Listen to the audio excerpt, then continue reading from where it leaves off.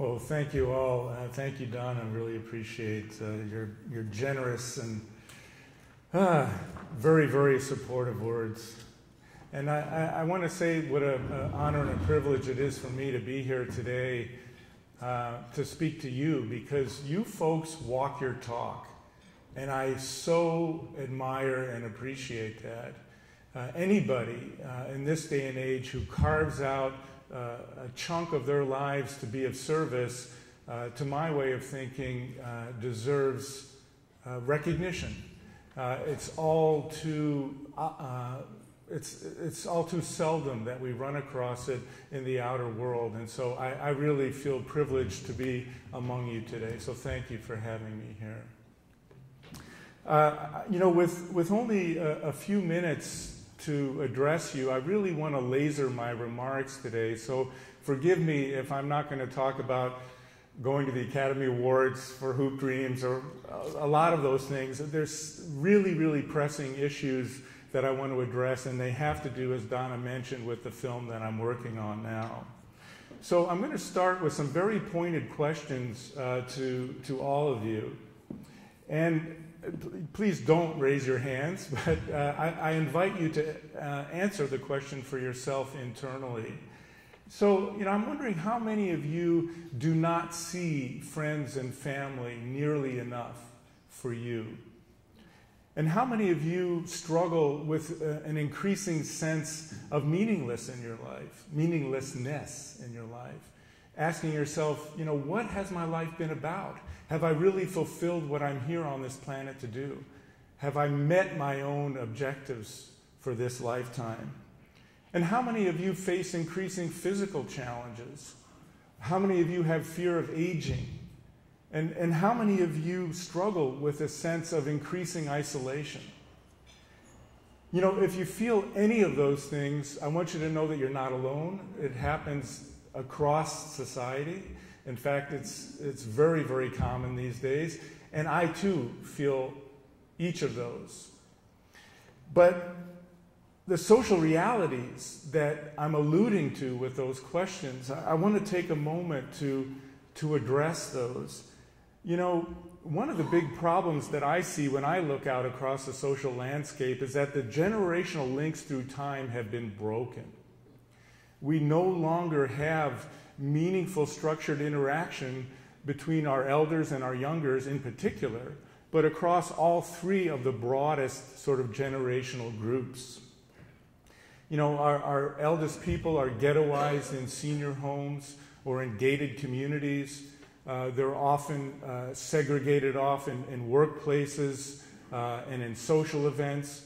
And our youngers, too, are often segregated by themselves only with their peers, only very seldom sort of interacting with others outside of that peer group. So, substantive and fluid and meaningful intergenerational relationships don't exist much anymore. In the U.S., elders and teens are the most likely groups to commit suicide, and in the largest numbers. So really, an entire array of social and physical and mental issues that we're faced with can be linked to this generational issue. Not causal, mind you, but at least correlate with it. And in many ways, what I'm alluding to is the fact that the very fabric of our communities has broken down. And in a sense, our dominant culture no longer instructs us, guides us, supports us in reaching out to support and nourish each other. So most of you in this room, represent the middle to the elder end of the age spectrum in a normal human life span. But I guarantee you that young people are feeling very, very much the exact same issues in their own ways. And they're asking themselves, what is the meaning of my life? What am I here for? What is it that I am about, and what can I meaningfully contribute during my brief span on this earth? How do I get to be that man or woman that I've always wanted to be in my lifetime? Who is there to support me across the threshold of adolescence into young adulthood? And how do I do that? How do I get there? And how do I face my life's coming challenges? And perhaps most importantly, when exactly and how will I be recognized and honored by my parents and by elders as an equal, so that I can take my place in this society and stand shoulder to shoulder with my elders who I so admire and look up to? So I want to take a couple minutes now and screen for you the first 3 minutes, this trailer of the film project that I'm working on now.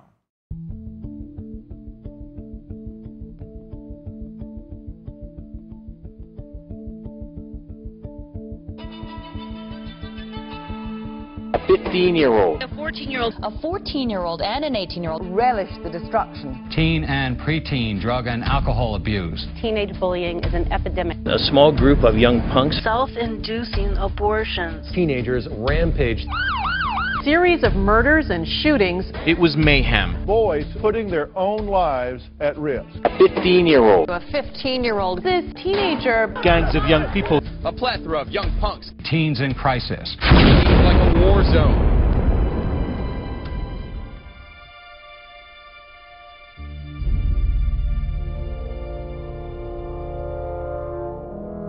When a culture doesn't provide formal rites of passage or initiations, then you get usually destructive versions of it. How, as communities, do we respond to this need? Our social infrastructure has broken down. Half of our marriages fall apart. Everybody's working so hard that community is in fragments. How do we come together to provide this for young people? Without a mentor as a companion, it won't work. I love you. Initiation depends on the generosity of the grown-ups, and the mentor has to be someone that's not going to abandon that boy. To be involved in someone's initiatory experiences means to take on a serious responsibility with regard to them, and a long-term responsibility. That willingness to reveal oneself and to join the younger people in the struggle. So I like the kind of mentoring that's involved with initiation. This is a step into manhood, one of the first steps into manhood. Mom's here. I want you to go tell her goodbye. You're going to be a different person when you come back. Do you love me? Yep. Oh my God. If I was initiated and mentored as a teen, I wouldn't have had a breakdown when I was 20. I wouldn't have lost one of my best friends to suicide. There was nobody that was just looking out for our souls.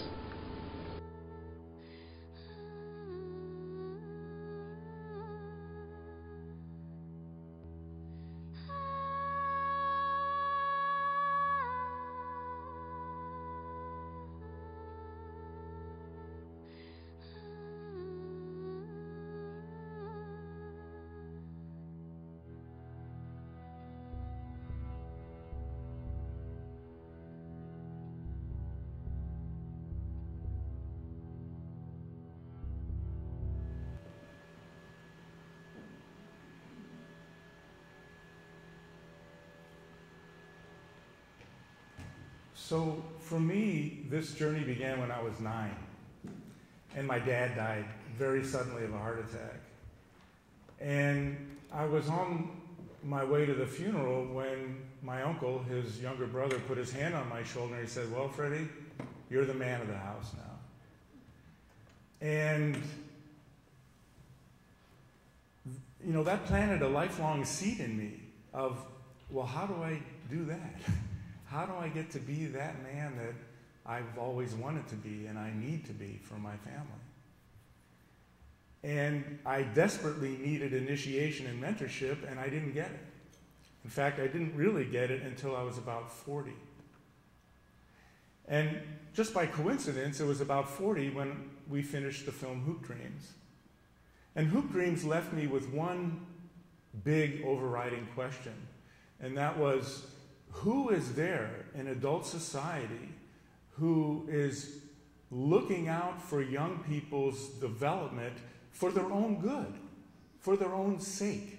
and not just simply trying to exploit them for their own ends. So in the year 2000, I moved to Newark, New Jersey, and I began work on a film that Donna mentioned, to my way of thinking, is the second of the films about youth that I want to make. And that film became Boys to Men, ? And I filmed a number of 15 and 16-year-old boys over a period of about a year. And I was really interested to see, how are they faring? How are they making it across this threshold into emerging adulthood? And the sad truth is that the film really became a statement of the problem, because the answer is not too well. And in fact, there's millions of boys across the landscape of our society today who are struggling mightily to cross that threshold in a meaningful, transformative way.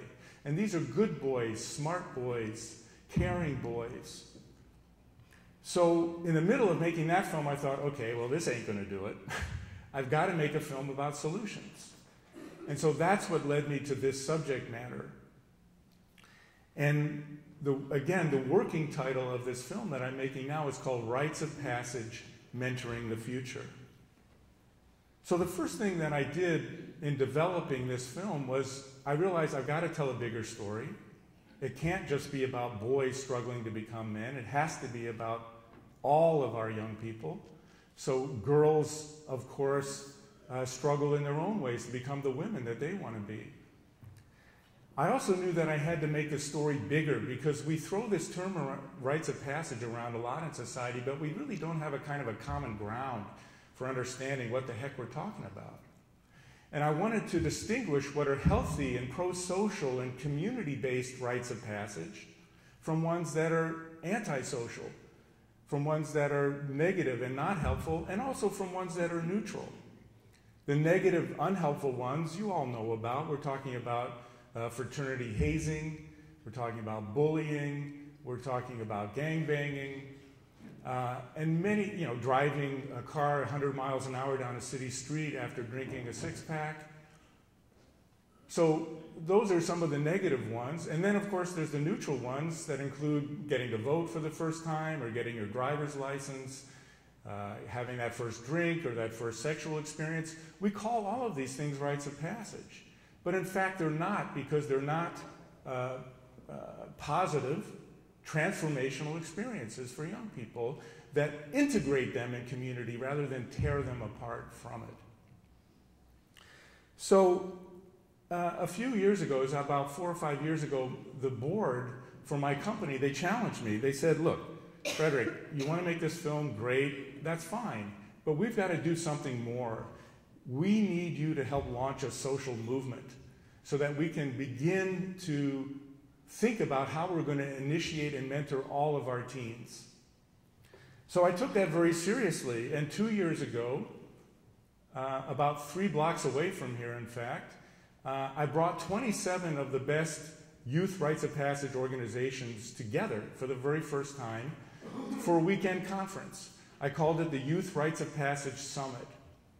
And then a year ago, we did a follow-up down in Ojai, California. We had over 70 of the best youth rites of passage and mentorship organizations coming together to discuss how we're going to do this. And then the culminating event happened last November. We actually founded a new organization called Youth Passageways. And the whole purpose of this organization is to serve as an umbrella to support all the youth rites of passage and mentorship programs that are out there, to help bring all of these organizations out of their silos, because they're all struggling nonprofits, worried about the day-to-day, to bring them out of their silos for a minute to begin to co-educate each other, to support each other as peers. And we have a number of other objectives with this organization.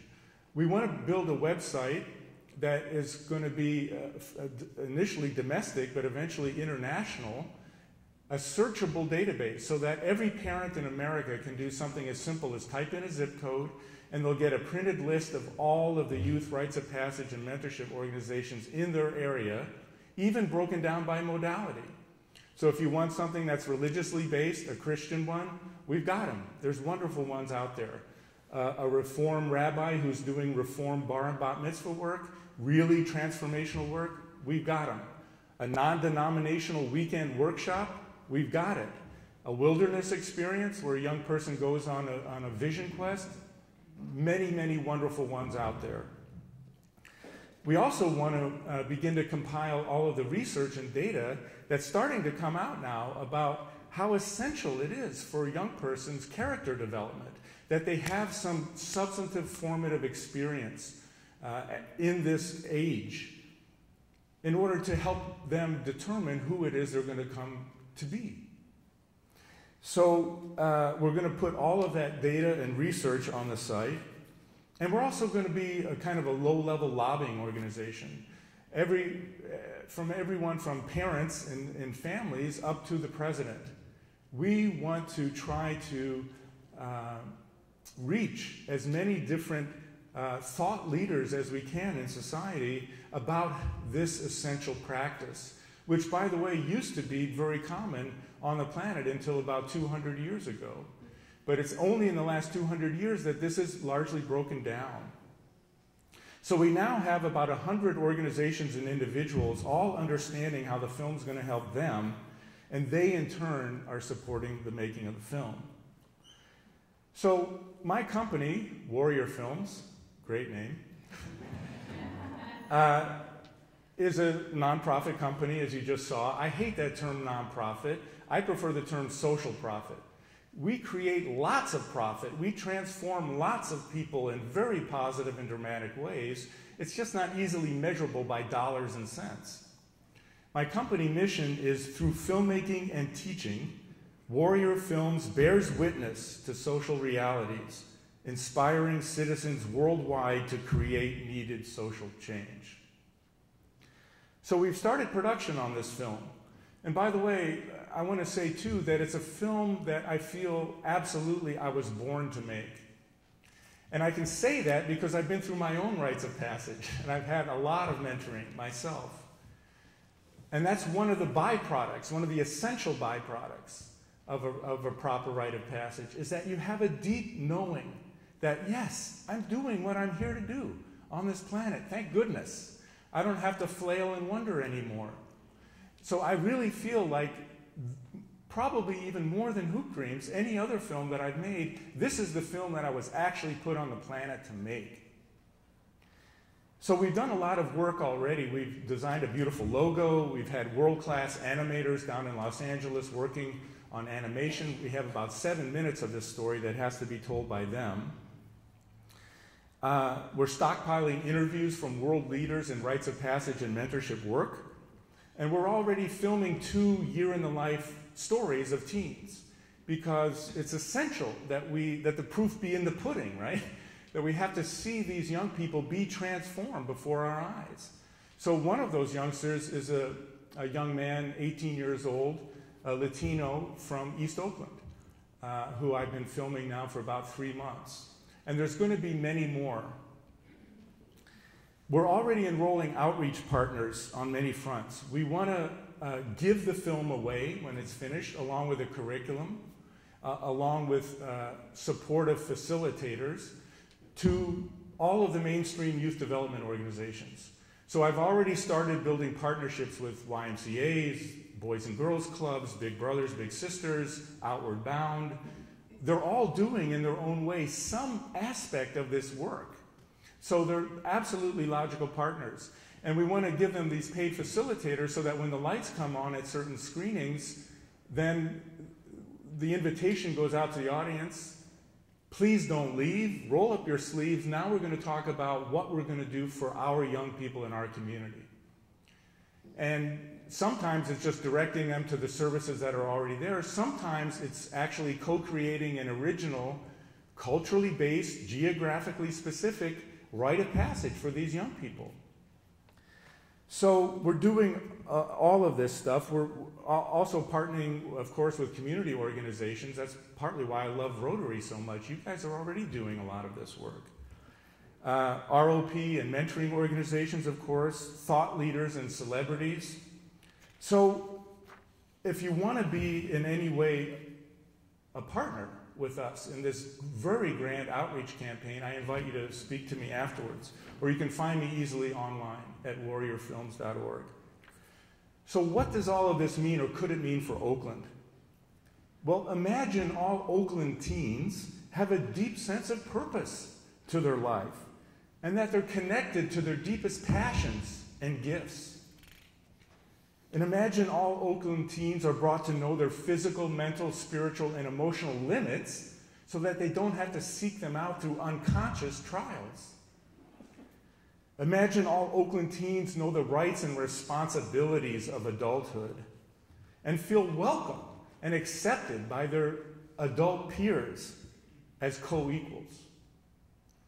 And imagine all Oakland teens have a sense of community, of belonging here, that they're actually stakeholders in our community.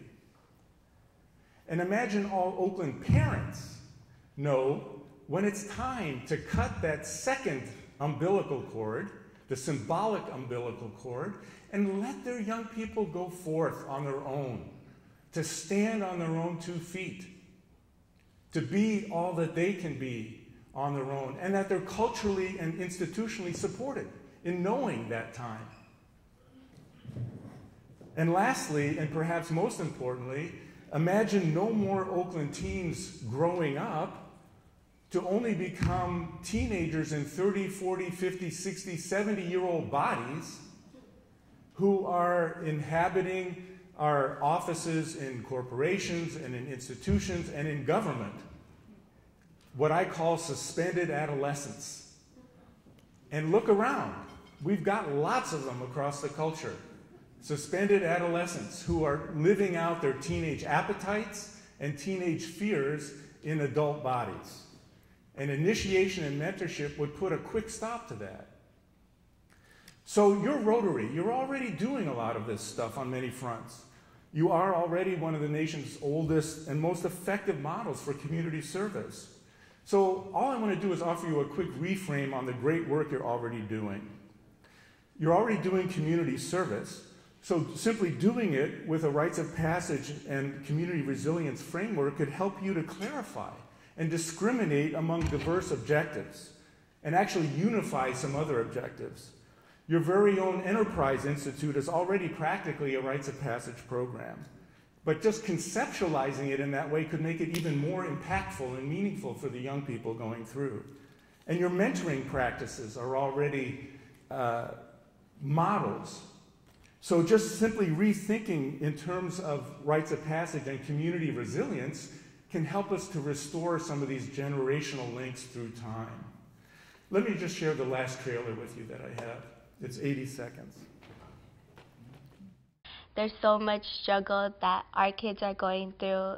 Kids don't have the attention even from their parents because they're so busy working. What's our world going to be in the future, our generation? Like, what are we going to do? How are we going to step up to the plate? We have the opportunity to help other human beings out, and I kind of feel it's our responsibility too.